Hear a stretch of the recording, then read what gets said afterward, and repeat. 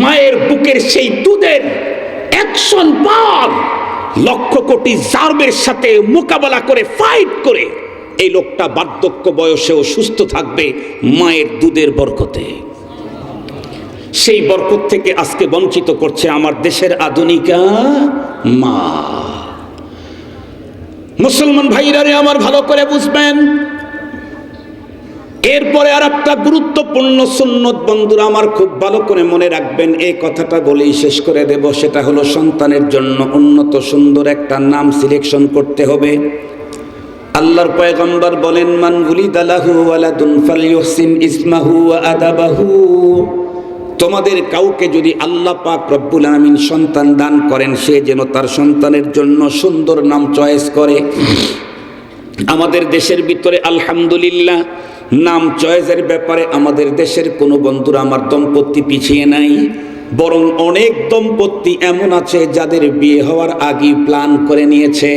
স্বামী যদি এমন হয় তাহলে এই কয়টা, স্বামী যদি অমন হয় তাহলে এই কয়টা, বাচ্চা হইলে অমুক নাম রাখবো।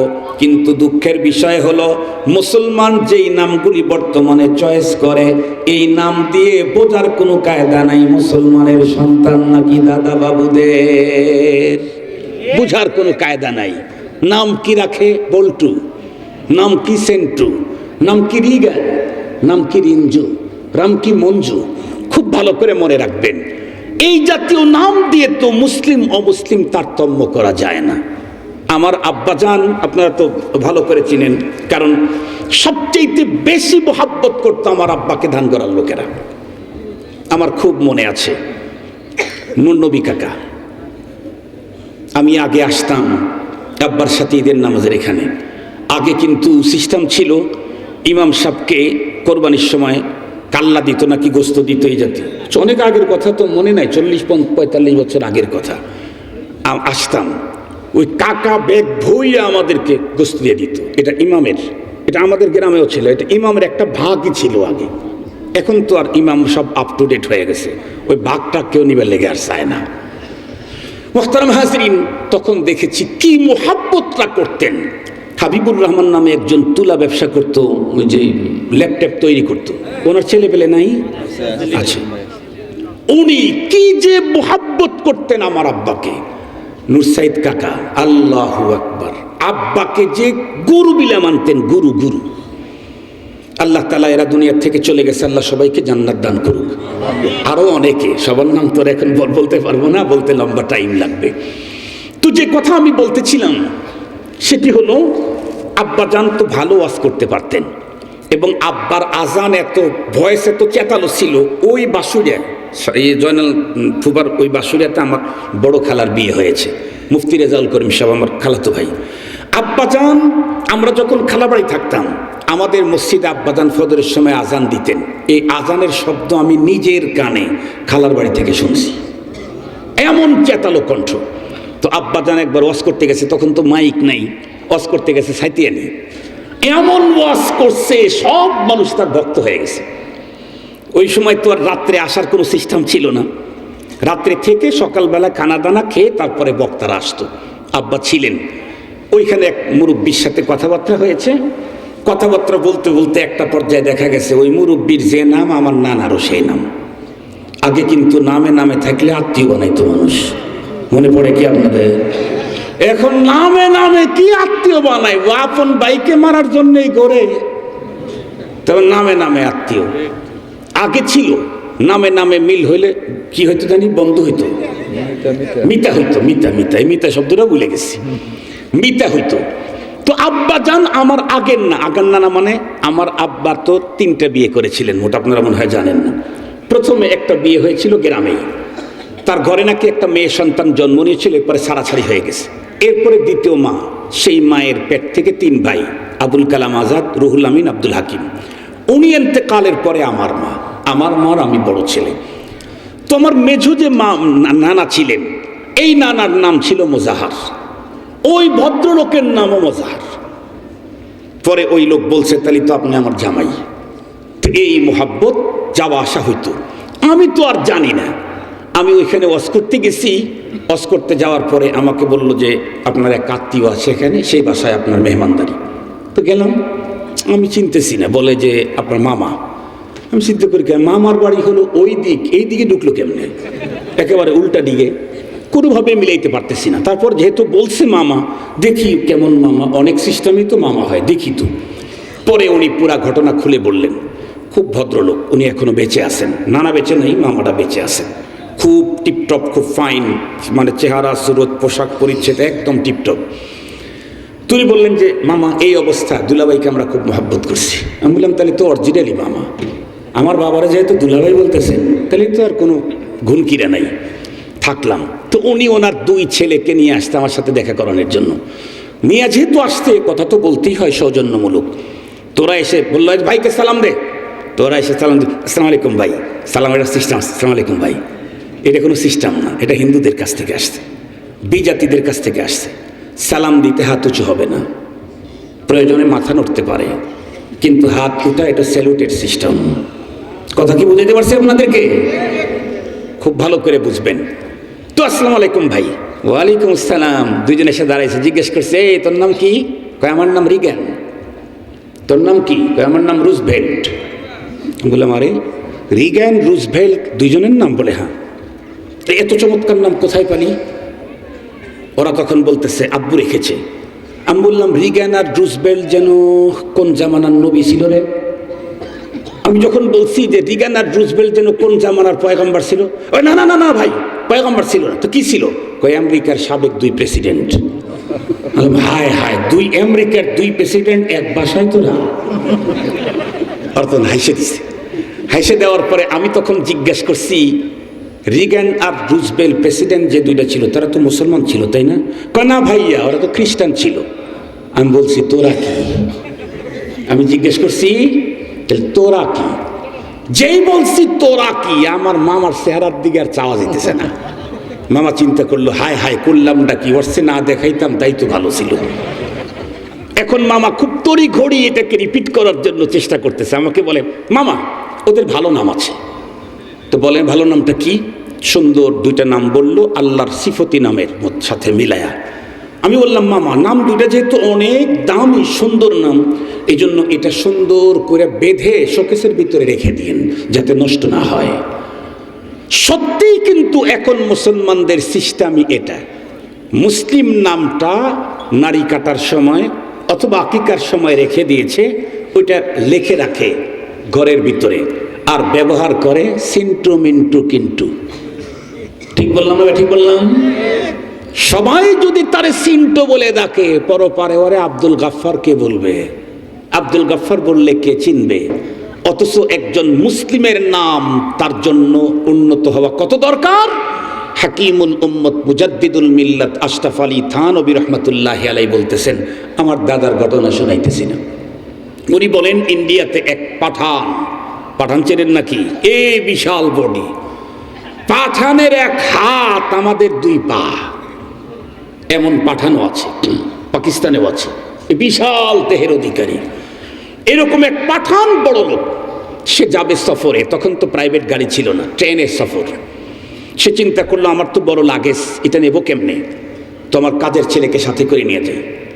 কাজের ছেলেকে নেবে, এখন টিকিট করবে কেমনে? ফার্স্ট ক্লাসের টিকিট আর থার্ড ক্লাসের টিকিট অনেক কম বেশি দাম। পরে সে চিন্তা করলো আমার জন্য ফার্স্ট ক্লাস, কাজের ছেলের জন্য থার্ড ক্লাস। টিকিট করে দুইজন উঠল। কাজের ছেলেকে দিয়ে তার কম্পার্টমেন্টের ভিতরে তার লাগেজটা উঠায় নিল। কড়াকড়ি আইন করে দিল, এই খালি একটু বেশি বেশি ঘুমাস, গাড়িতে উঠে ঘুমাবি না, তোকে কিন্তু নিয়েই আসলাম আমার এই ব্যাগেজ ট্যাগেজ ঠিকঠাক মতো ক্যারি করার জন্য। তো আমি অমুক জায়গায় গিয়ে নামবো, তুই আমি নামার আগে তুই নেমে আসবি। ঠিক আছে স্যার, ঠিক আছে। কিন্তু গরিব মানুষ তো, আর কি বলে ওইটা, মানে কাজের শরীর, ওটা বিছনা লাগে না, বসে থাকলেই ঘুম ধরে। ঘর ধরে না? ধরে না? আমাদের দেশের ধনী যারা আছে তাদের ঘুমানোর জন্য ট্যাবলেট লাগে, কিন্তু সকাল থেকে দুপুর পর্যন্ত যারা আইলে কোদাইল মারছে ওদের বালিশও লাগে না, ওদের বালিশও লাগে না। বিশ্বাস না হয় একদিন দাওয়াত দিয়ে দেখেন, খালি কোনো রকম কাজ করে থাকবার লেগে দিবেন, 3 মিনিট পরে দেখবেন নাকের ঢাকে টাটা গাড়ির ইঞ্জিন ফেল, এমন ডাকা ডাকতে থাকবে। একেবারে গভীর ঘুম। আল্লাহ তাআলা গরিবদেরকে নেয়ামত দান করেছেন। যে শরীর পরিশ্রম করে সেই শরীরের জন্য ট্যাবলেট লাগে না। ও ভিতরে ঢুকে একজনকে বলছে, ভাইজান আমি তো কোনো স্টেশন চিনি না, তো আমার স্যার আমাকে স্টেশনে নামবে, তো আমার তো একটু বেশি ঘুমায়, আমাকে একটু প্লিজ আপনি কোথায় যাবেন? বলে আমি ওইটারও পরে যাব, তুই ঘুমা। তোরে ঘুমায় দিছে, ও ঘুমিয়ে আছে। কিছুক্ষণ পর উঠে বলে, ভাইজান পার হয়ে গেছি। না, আরো বহুত দূর। এদিকে আল্লাহর কুদরতের কি খেলা! এই পাঠান কিছু দূর যাওয়ার পরে হঠাৎ করে তার পাতলা পায়খানা বমি। আকিমুল উম্মত থানবী রহমতুল্লাহ আলাইহি লেখেন, এ পরিমাণে পাতলা পায়খানা বমি, কম্পার্টমেন্টের ট্রেনের লোকেরা চিন্তা করলো এই লোকটাকে নির্ধারিত স্টেশন পর্যন্ত নিতে নিতে মারা যাবে। সামনে স্টেশনে আসলে তাকে নামায় দিলে কেউ না কেউ তাকে চিকিৎসা করবে, হয়তো বাঁচতে পারে। কিন্তু আল্লাহ কি ফায়সালা, লোকটাকে এমন এক স্টেশনে নামায় দিয়েছে যেটা হিন্দু অধ্যুষিত এরিয়া, ইন্ডিয়ার হিন্দু অধ্যুষিত এরিয়া। 100 জনের ভিতরে 99+99 হিন্দু। ওনাকে নামায় দিয়েছে। ট্রেন যখন চলে গেল, যাত্রীরা উঠে চলে গেল, যারা এখানে আসছে তারা বাড়ির দিকে চলে গেল। কর্নারে দেখে প্ল্যাটফর্মের উপরে একজন মানুষ নিথুর দেহ পড়ে আছে। কুলি চিন্তা করে দেখলো, কিরে, সেও হিন্দু। আগায় গেল, যা দেখে অবস্থা খুব খারাপ। মুসলিম না তো হিন্দু। মুসলিম যদি হতো তাহলে কখনোই নাম জিজ্ঞেস করতো না। মুসলিম হলে সাথে সাথেই তাকে সেবা সুস্থ করার জন্য আগায় যেত। কেন? মুসলিমকে ইসলাম অপশন দিয়েছে কি, তৃষ্ণার্ত কুকুরকে পানি পান করানোর কারণেও আল্লাহ জান্নাত দান করে। তৃষ্ণার্ত কুকুরকে পানি পান করানোর কারণেও আল্লাহ জান্নাত দান করে। এই জন্য ইসলাম মানব সেবা করতে গিয়ে কে মুসলিম অমুসলিম সেটা দেখার কোনো সুযোগ নেই। মানব সেবা করতে গেলে কে মুসলিম অমুসলিম এটা দেখার সুযোগ নেই।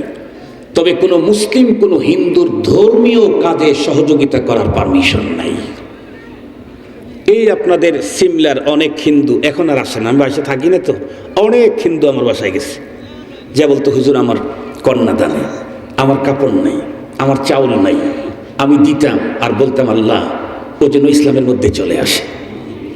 একদিন এসে বলতেছে যে সে মান্নত করছে, মুসলমান যেমন মান্নত করে না, ওর একটা মান্নত করছে। বলতেছে যে অসুস্থ হয়েছিল তখন এটা করছি, এই কাজ করা লাগবে। আমি তখন ওকে হাসে দিয়ে বললাম, এই কাজ আমি তোমাকে সহযোগিতা করতে পারবো না, কারণ এটা তোমার ধর্মীয় কাজ, আর তোমার ধর্ম আমার আল্লাহ পাক অনুমোদন দেন নাই। এ কাজে আমি তোমাকে সহযোগিতা করতে পারবো না। তোমার যদি অসুস্থতার কারণে যদি চিকিৎসার দরকার হয় আমার কাছ থেকে টাকা নিয়ে যাও। ওই লোকটা ছিল হিন্দু, ও কাছে ওর ধর্ম তো আর এটা শিখায় নাই। ও যা চিন্তা করলো, আমি যাকে খেদমত করব, কষ্ট করে চিকিৎসা দিব, সে আমার দলের না অন্য দলের, এরাকে দেখা দরকার। কিন্তু গায়া মাথার থেকে পায়ের তালু পর্যন্ত খুঁজে কোনো চিহ্ন পাইতেছে না হিন্দু না মুসলিম, একেবারে সমান সমান। ওই লোকটা ছিল বড় চালাক। ও চিন্তা করলো একটা জায়গায় গেলে জানতে পারবো, নাম জিজ্ঞেস করি। তো পরে গিয়ে জিজ্ঞেস করছে, ভাই তোমার নাম কি, দাদা নাম কি? আব্দুর রহমান। শোনা যায় না। পরে আবার বলতেছে, দাদা নাম কি? এই বলে কান ওর মুখের কাছে লাগাইছে। পরে শুনলো আব্দুর রহমান। হিন্দু কুলি চিন্তা করলে, আরে আমার জাত শত্রু, এইটারে তো পারলে গলায় পাড়া দিয়ে শেষ করে দেওয়া দরকার। ওর আবার কিসের চিকিৎসা? কিছুক্ষণ চলতে চলতে আল্লাহর বান্দা দুনিয়া থেকে বিদায় নিয়ে গেল। এখন লোক জমা হয়ে গেল, মুসলমান হিন্দু। হিন্দু বলতেছে আমরা চিতায় নিয়ে পোড়ায় দেব, অজ্ঞাত লাশ, পরিচয়হীন। মুসলমান বলল না, যে কোনো মানুষ পরিচয়হীন হলেই তাকে হিন্দু হিসাবে চিতায় না পোড়াইবা, এ পারমিশন তোমাদের নাই। কেন? কুল্লু মাউলুদিন ইউলাদু আলাল ফিতরা, প্রতিটি মানুষ জন্মগত মুসলিম। এ কারণে যতক্ষণ পর্যন্ত প্রমাণ দিতে না পারবা অমুসলিম, ততক্ষণ পর্যন্ত আমরা ছাড়ব না। দুই গ্রুপ টান টান অবস্থা। হিন্দু বলে আমরা আইনে পোড়ায় দেব, মুসলিম বলে যতক্ষণ পর্যন্ত আমাদের শরীরের ভিতরে এক ফোঁটা রক্ত থাকবে আল্লাহর কোনো বান্দাকে চিতায় দেয়া পোড়াইতে দেব না প্রমাণ ছাড়া। এক পর্যায়ে টান টান অবস্থা যখন শুরু হয়ে গেল মারমুখী, ওই যে কুলি দূরে ছিল জানতে পেরে দৌড়ায় আসলো। দুই গ্রুপের মাঝখানে সে দাঁড়িয়ে বলল, দুই গ্রুপ আপনারা শান্ত হন, আমার কাছে ফয়সালা আছে। লোকেরা বলল, কি ফয়সালা? ও হিন্দু লোকটা তখন হিন্দুদেরকে ডেকে বলে, তোমরা এই লোকটাকে ছেড়ে দিয়ে চলে যাও। এই লোকটা মুসলিম বলে তুই কেমনে বুঝলি? আমি কেমনে বুঝলাম মানে, এই লোকটা যখন এখানে পড়া ছিল তখন ও বেঁচে ছিল। চিকিৎসা করবার জন্য হাঁটি হাঁটি পা পা করে তার দিকে অগ্রসর হয়ে আমি যখন জানার জন্য চেষ্টা করলাম হিন্দু না মুসলিম, পুরা মাথার থেকে পায়ের তালু পর্যন্ত কোনো জায়গায় ইসলামের কোনো সিমটম খুঁজে পেলাম না। শেষ পর্যন্ত কেমনে বুঝবো হিন্দু নাকি মুসলিম? এই জন্য আমি তার নাম জিজ্ঞাসা করেছিলাম। সে অত্যন্ত ক্ষীণ আওয়াজে আমাকে বলেছিল তার নাম আব্দুর রহমান।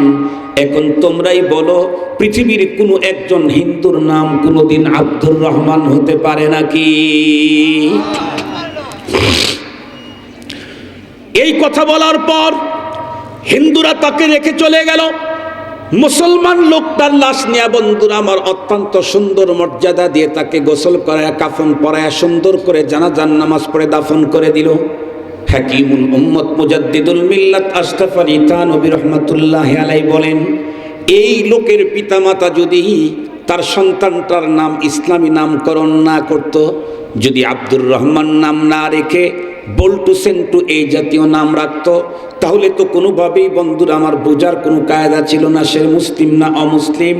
শুধুমাত্র কেবলমাত্র নামের কারণেই তাকে দুনিয়াতে চিতার আগুনে পোড়ায়া দিত।